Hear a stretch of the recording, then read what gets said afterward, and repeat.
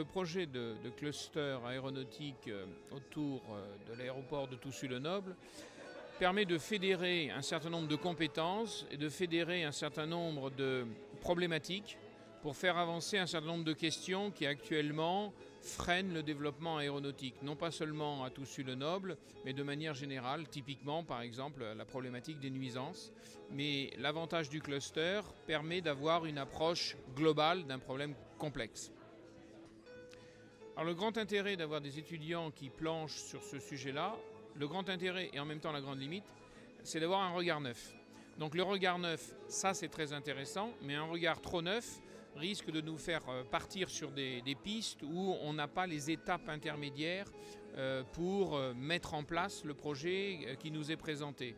Ceci étant, on a des étudiants qui ont les connaissances, qui ont le dynamisme, qui ont l'énergie, et normalement on devrait avoir des idées, des concepts, des principes nouveaux, parce qu'ils sont en mesure de construire ça, alors que nous, dans nos institutions, dans nos entreprises, eh bien, on est pris par des routines, on est pris par des procédures, et ça apportera vraisemblablement un regard neuf. Alors nous sommes la Fédération Française Aéronautique, deuxième regroupement de pilotes privés au monde. Nous sommes les utilisateurs de fin de chaîne.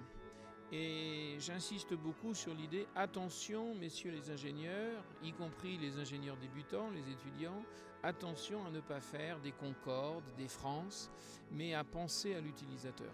Mais le grand intérêt de la table ronde, ça a été de montrer aux étudiants tout le panel de préoccupations qu'il pouvait y avoir autour de l'aéroport et autour des usages. Petite remarque que l'on peut faire aussi, c'est qu'on s'est concentré sur l'aéroport du futur, donc sur l'aspect infrastructure, alors que ce qui est extrêmement important aussi, ce sont les usages du futur. Et les usages du futur vont avec l'aéroport du futur, c'est-à-dire l'infrastructure.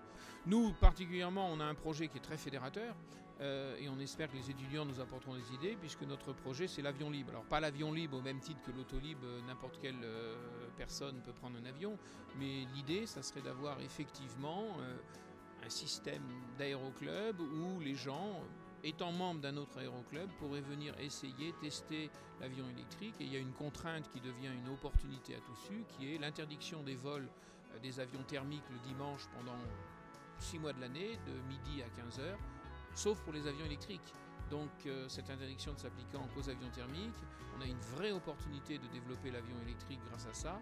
Et ce concept d'avion libre, on veut qu'il y ait plein de choses qui émergent tout autour, et je pense que les étudiants peuvent apporter des idées sur ce concept-là.